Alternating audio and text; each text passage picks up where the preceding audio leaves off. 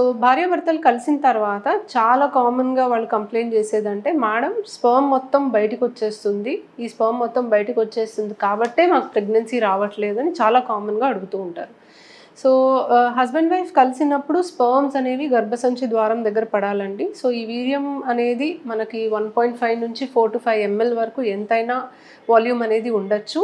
So, volume కొంచెం ఎక్కువున్నప్పుడు కొంత బయటికి రావడం అనేది సహజమే. సెమెన్‌లో మనకి ఆల్మోస్ట్ మిలియన్స్ ఆఫ్ స్పెర్మ్స్ ఉంటాయి. సో, నార్మల్‌గా సెమెన్ కౌంట్ అనేది 16 మిలియన్ పర్ ఎంఎల్ ఉంటది. సో, ఇన్ని మిలియన్స్ ఆఫ్ స్పెర్మ్స్ అనేవి గర్భసంచి ద్వారం దగ్గర పడినప్పుడు ఖచ్చితంగా చాలా మటుకు స్పెర్మ్స్ గర్భసంచి లోపలికి వెళ్ళిపోతాయి. కొంత వీర్యం బయటికొచ్చినా కూడా స్పెర్మ్స్ అనేవి చాలా మటుకు ఇంకా లోపలికి వెళ్తాయి కాబట్టి దీనివల్ల మీకు ప్రెగ్నెన్సీ రావట్లేదు అని అనుకోవడానికి లేదు. సో, భార్యాభర్తలు కలిసినప్పుడు కొంత వీర్యం అనేది బయటికొచ్చినా, మీకు తడి తగిలినా మీకు అలా అనిపిస్తుంది. అంటే మొత్తం బయటికొచ్చేసింది కాబట్టి ప్రెగ్నెన్సీ రావట్లేదు అని. బట్ చాలా మటుకు స్పెర్మ్స్ వెంటనే గర్భసంచి లోపలికి వెళ్ళిపోతాయి అండ్ ట్యూబ్ దాకా అందుకుంటాయి కాబట్టి కేవలం దీనివల్ల మీకు ప్రెగ్నెన్సీ రావట్లేదు అని మీరు అనుకోవడానికి లేదు. చాలామంది అడుగుతారు, పోనీ ఇప్పుడు మనము హస్బెండ్ వైఫ్ కలిసిన తర్వాత ఈ సెమెన్ అనేది బయటికి రాకుండా ఏమన్నా వేరియస్ పొజిషన్స్‌లో పడుకోవాలా? కాళ్ళు ఎత్తి ఉండాలా? కాసేపు అలాగే రెస్ట్‌లో ఉండాలా? సో, ఎటువంటి పొజిషన్స్ మార్చాల్సిన అవసరం కూడా లేదండి. బికాజ్ ఎంత బయటికొచ్చినా డెఫినెట్‌లీ ఎంతో కొంత లోపల ఉంటుంది. అండ్ చాలా వరకు స్పెర్మ్స్ అనేది వేగంగా కదులుతాయి అండ్ వెంటనే లోపలికి వెళ్ళిపోతాయి కాబట్టి దీనివల్ల మీకు ప్రెగ్నెన్సీ వచ్చే ఛాన్సెస్ అనేవి డిస్టర్బ్ అవ్వవు. సో, మీకు ప్రెగ్నెన్సీ రాకపోవడానికి వేరియస్ అదర్ రీజన్స్ ఉంటాయి. మీరు స్కానింగ్ చేపించుకోవాలి, వీర్య కణాల పరీక్ష చేపించుకోవాలి, tube test చేపించుకోవాలి.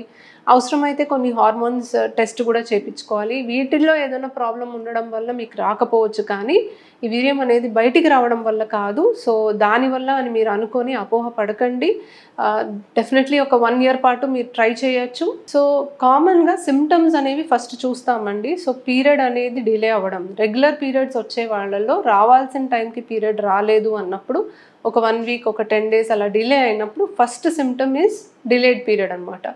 Various other symptoms కూడా మనకి తెలుస్తాయి. కొంతమందికి నాజియా, వామిటింగ్, మార్నింగ్ సిక్‌నెస్ అనేది మనం చూస్తూ ఉంటాం. నీరసంగా ఉండడం, కొంచెం కళ్ళు తిరగడం ఇలాంటివి చూస్తాము. బట్ బేసికలీ ఇవన్నీ symptoms are non specific and మనం కేవలం సిమ్టమ్స్ పైన రిలై అవుతే కష్టం. సో, టెస్ట్ అనేది చేయాలి. సో, టెస్ట్ మోస్ట్ కామన్ మనం చూసేది urine pregnancy test. So, urine pregnancy test అనేది చాలా సింపుల్ మెథడ్. మీరు ఇంట్లోనే సులువుగా ప్రెగ్నెన్సీ ఉందా లేదా తెలుసుకోగలరు. సో, ఈ టెస్ట్ అనేది పీరియడ్ మిస్ అయిన రోజు నుంచి మీరు ఎప్పుడు చేసినా కూడా ప్రెగ్నెన్సీ కనుక ఉంటే పాజిటివ్ వస్తుంది.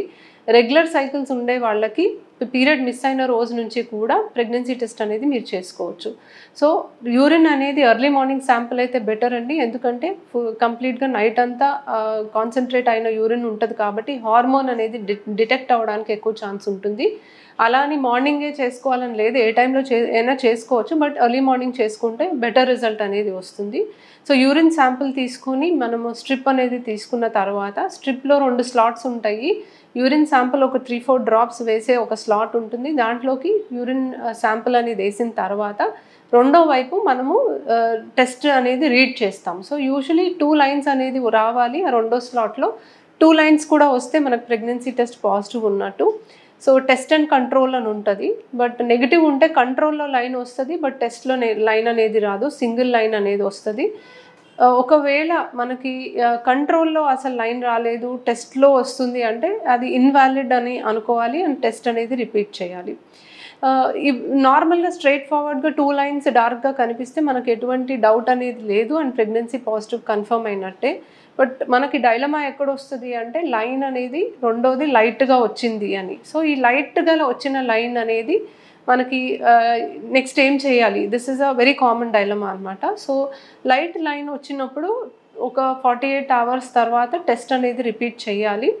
యూజువల్లీ ఒకవేళ ప్రెగ్నెన్సీ గనుక ఉంటే if it is an early pregnancy next time చేసినప్పుడు లైన్ ఆబ్వియస్లీ డార్కెన్ అవ్వాలి. లేదా బ్లడ్ టెస్ట్ అనేది చేసుకోవాలి. సీరం బీటా హెచ్సిజీ లెవెల్స్ అనేది టెస్ట్ చేసుకోవాలి. And serum beta HCG levels 25 and above ఉంటే మీకు ప్రెగ్నెన్సీ అనేది కన్ఫర్మ్ అయినట్లు. So apart from urine pregnancy test డైరెక్ట్గా మీరు బ్లడ్ టెస్ట్ కూడా చేయొచ్చండి. సో డైరెక్ట్ బీటా హెచ్సిజీ అనే బ్లడ్ టెస్ట్ చేసుకోవచ్చు. But beta HCG test is an invasive test. అంటే మీరు ఒక ల్యాబ్కి వెళ్ళి బ్లడ్ శాంపిల్ ఇచ్చి వాళ్ళు అనలైజ్ చేసి మీకు రిపోర్ట్ ఇవ్వాలి. Urine pregnancy test is a simple test, మీరు ఇంట్లోనే చేసేసుకోవచ్చు. కాబట్టి usually urine pregnancy test is a preferable method.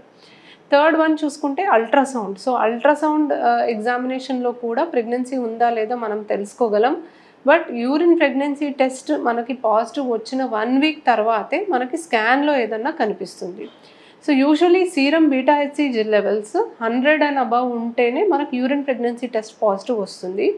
And 1500 and above ఉంటేనే మనకి స్కాన్లో ఏదన్నా కనిపిస్తుంది. So serum beta HCG is the earliest marker, followed by urine pregnancy test, followed by ultrasound. అంటే ఇది సీరియల్గా ఒక్కొక్కటిగా పాజిటివ్ రావడం అనేది స్టార్ట్ అవుతుంది. So ideal way to do it is urine pregnancy test because it is non invasive. అంటే మీకు blood draw చేసి టెస్ట్ చేసి రిపోర్ట్ చెప్పే పని లేకుండా సింపుల్గా మీరు ఇంట్లోనే చేసుకోవచ్చు. కాబట్టి that is the ideal and preferred method.